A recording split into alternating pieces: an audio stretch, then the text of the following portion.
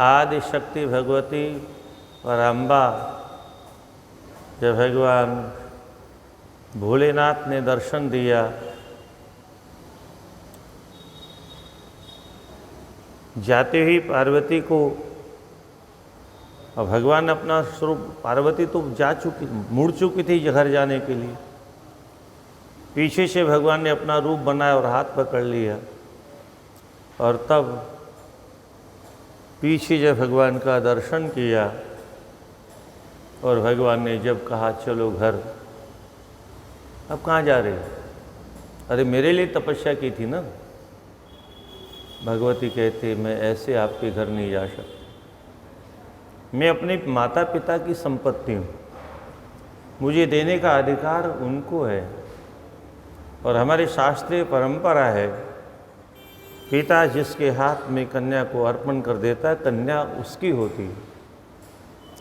इसलिए आप मेरे पिता से एक शब्द बड़ा विलक्षण कहा यहाँ पर, और ये शब्द अगर हमारी परंपरा से चला आता होता तो आज जो दहेज प्रथा सुरसा की तरह से मुंह फैला के खड़ी हुई है शायद नहीं होती। क्या विलक्षण शब्द कहा, ऐसे शब्दों को खोजता रहता हूँ मैं। गंतव्यम भवता नाथ हिंवत् पार्श्वतः प्रभो याचस्व मां ततो भिक्षुर्भूत्वा लीला विशारद। 29 का 9। अगर आपको मुझे प्राप्त करना है तो आप पहले तो भिक्षुक बनिए और मुझे अपने पिता से भीख मांग के लाइए। ये सामान्य शब्द नहीं है, बहुत चिंतनीय, एक एक शब्द इन शास्त्रों का चिंतनीय है। जब तक उसकी बाल की खाल नहीं निकालेंगे तब तक उसका स्वारस्य, उसका स्वाद आएगा ही नहीं। क्यों कहा भिक्षुक बनने के लिए, मांगने के लिए क्यों कहा? यही हमारी यहाँ की परंपरा थी। पहले कन्या को मांग कर के लोग अपने पुत्र के लिए कन्या मांगते थे। मांगने में क्या होता था? सबसे पहले अहंकार का विनाश,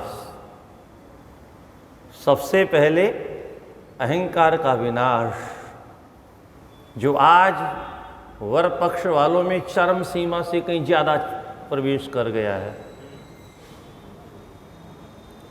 कभी कभी तो ऐसा तांडव करते हैं और अंततोगत्वा विवाह नहीं होता है। बेकार की बात नहीं, कार की बात करो। बेकार की बात सुनने नहीं आए हम यहाँ।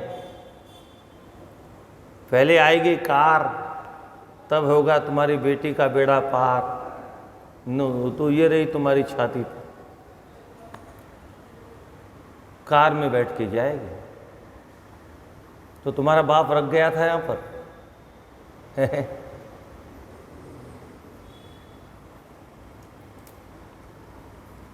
ये जो एक तो वैसे ही समस्याएं कन्याओं, और ये तो तब हो रहा है जब कन्याओं की बहुत कमी हो गई। ये बाउंडर तो तब हो रहा है।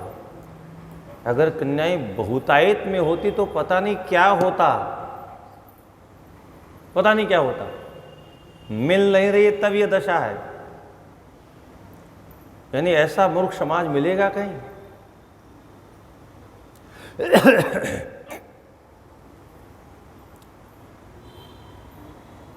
कन्या वाला अपने कलेजे के टुकड़े को देता है दूसरे के घर में, अनजान घर में। उसका साहस देखिए, उस दानी का साहस देखिए। घर में काम करने के लिए एक सेविका, वंश बेल बढ़ाने के लिए एक साधन, और वो आधुनिक शब्द में नहीं बोलना चाहता। इतना सब कुछ देता है और कुछ न कुछ देता ही है साथ में, लेता कुछ नहीं। उसके बाद में भी उसको परेशान करना। तो यहाँ स्पष्ट कह दिया, या याचस्व मां ततो भिक्षुर भूत्वा लीला विशारद। भिखारी बनकर के मेरे दरवाजे पर मेरे पिता से मांग के लाओ। मतलब क्या है? वर पक्ष भिखारी ही होता है। वर पक्ष भिखारी होता है, मतलब वर पक्ष बड़ा नहीं होता है। अरे बड़ा कैसे हो जाएगा भाई? पता नहीं कब से ये परंपरा चल गई, हम तो लड़की वाले हैं, हम तो लड़की वाले हैं। अरे तो लड़के वाले, तुमने कोई पाप किया है? तुमको दान दे रहे हैं अपनी कन्या का, हम कोई पाप कर रहे हैं? पता नहीं कब से एक गंदी परंपरा प्रवेश कर गई, लड़के वाले तो हमेशा छोटे ही होते हैं। अरे दाता कैसे छोटा होता है भाई? कैसे हो जाएगा? किस विधि से हो जाएगा?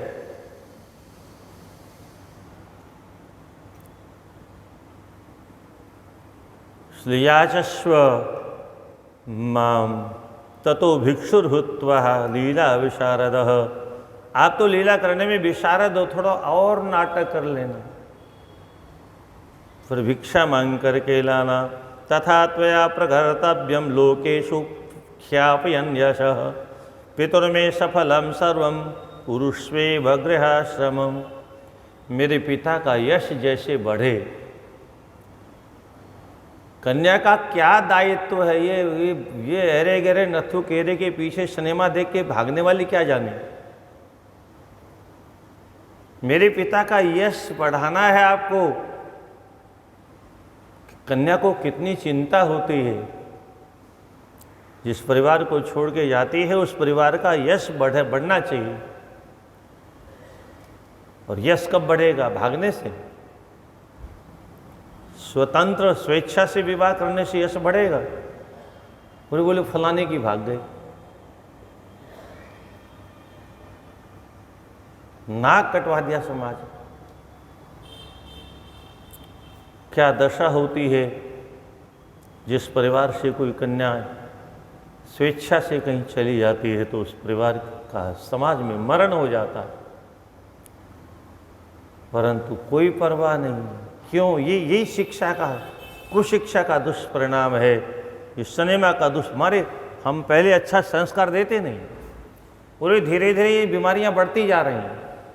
अभी भी सावधान हो जाओ। ये नहीं कि बगल में बीमारी आई तो हमारे घर में नहीं आएगी। कोरोना बगल में आएगा तो उसकी हवा से ही, उसकी हवा में भी इतनी ताकत होती है। और ऐसे ही बीमारियां बढ़ रही हैं। और क्यों बढ़ रही हैं? एक दूसरे को हवा लग जाती। उसने भी तो ऐसा किया था, उसने भी तो ऐसा किया। परंपराएं कैसे बनती? ऐसे ही बनती।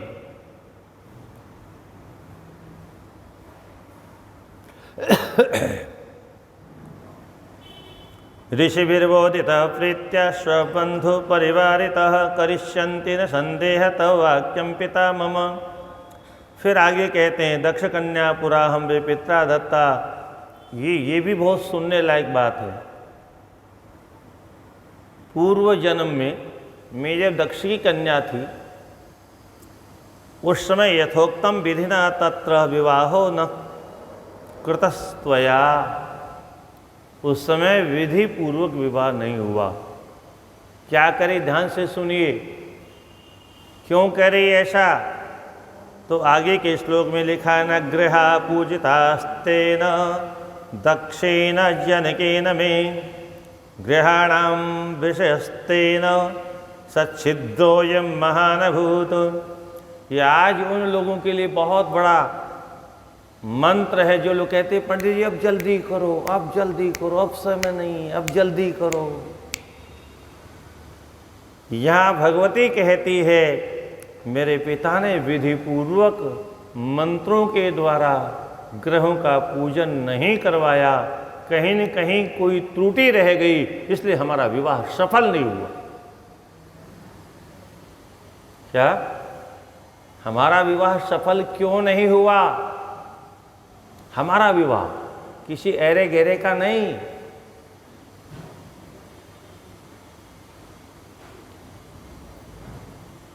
क्यों सफल नहीं हुआ? देवताओं के पूजन में अवश्य त्रुटि रह गई, ग्रहों नक्षत्रों के पूजन में अवश्य त्रुटि रह गई। और जब वैदिक मंत्रों के विपरीत, विधि के विपरीत जब विवाह की पद्धति का संपादन होता है, तो ये जो कोर्ट में विवाह करते हैं, कौन से मंत्र बोलते हैं जी? हैं? फिर नहीं बोलते हैं तो फिर कैसी चलेगी गाड़ी? ऐसी चलेगी ना जैसी चल रही है।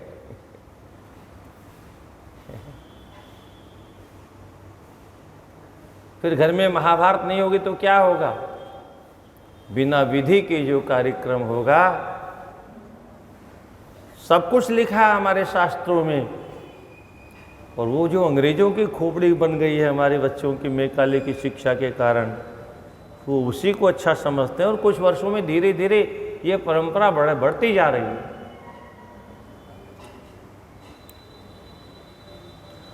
न ग्रह पूजितास्तेन दक्षेण जनकेन मे, ग्रहाणाम विषयस्तेन सच्छिद्रोयम महानभूत।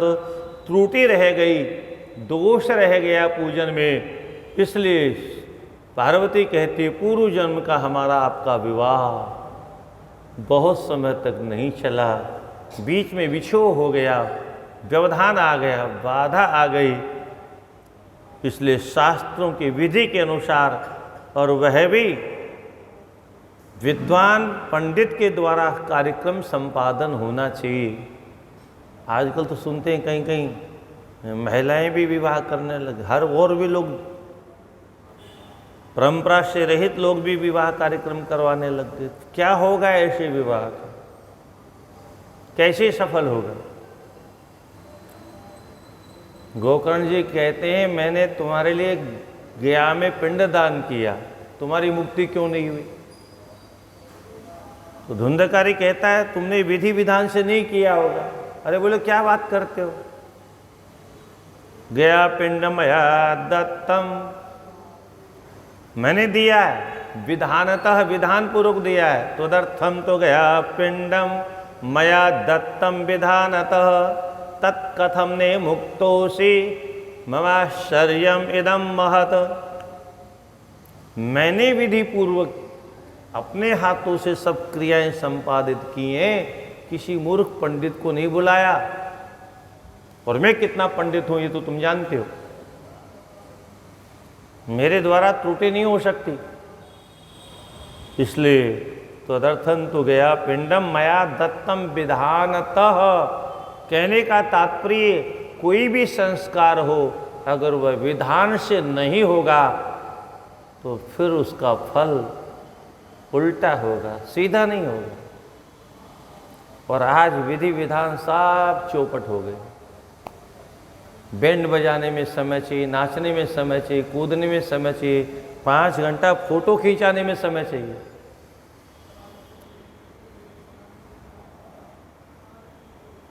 क्या होगा उन फोटो का पता नहीं। अरे असली फोटो है नहीं ये।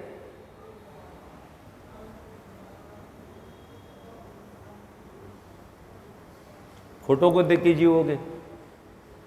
है अनावश्यक एक ने कार्यक्रम शुरू किया तो देखा देखी परंपरा बन गई। अब ऐसे नाक करो तो ऐसे टांग करो, तो ऐसे हाथ करो तो ऐसे पैर करो।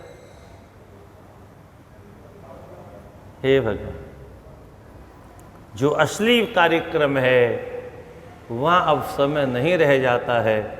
तब कहते हैं अब पंडित जी बस बस जल्दी कर दो। पंडित जी को क्या मतलब है दक्षिणा से? तुम कल ही काले कोट वालों के पास चले जाना, हमारा काम तो हो गया। ये कहीं न कहीं ब्राह्मणों की गलती है इसमें, क्योंकि ब्राह्मण को निसंकोच कह देना चाहिए जजमान समय से कार्यक्रम होगा तो हम चलेंगे, नहीं हम चलेंगे। विधि विधान से कार्यक्रम होगा। पर अब सबकी बुद्धि में भगवान जाने कलयुग का कैसा तांडव नृत्य हो रहा है। तस्माद् यथोक्त, फिर लिखते हैं तस्माद् यथोक्त विधिना कर्तुर्मर्हसि मे प्रभो विवाहम तुम महादेव देवानां कार्य सिद्धये। तस्माद् यथोक्त विधिना, जैसा शास्त्रों में विधि कही गई है उस विधि से विवाह होना चाहिए।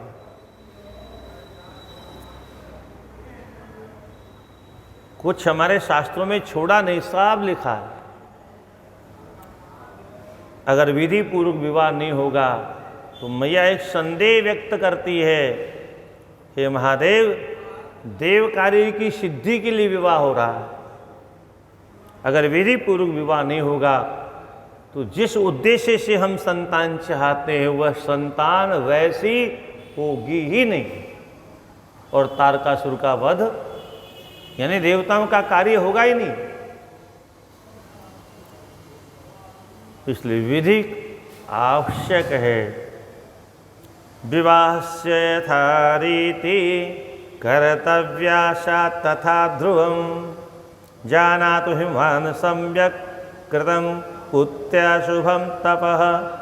विवाह जिस विधि से, फिर बार बार एक ही बात कहती,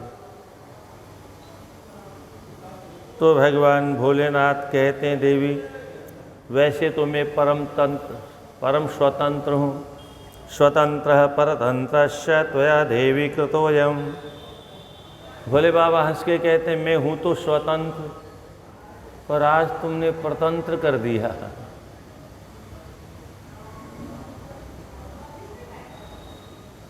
स्वतंत्र का मतलब मैं तो कह रहा था चलो, पर तुमने परतंत्र मतलब अपने पिता के अधीन मुझे और बना दिया। तुम तो हो सो हो, मुझे भी उनके अधीन होके भीख मांगने की बात कर रही हो।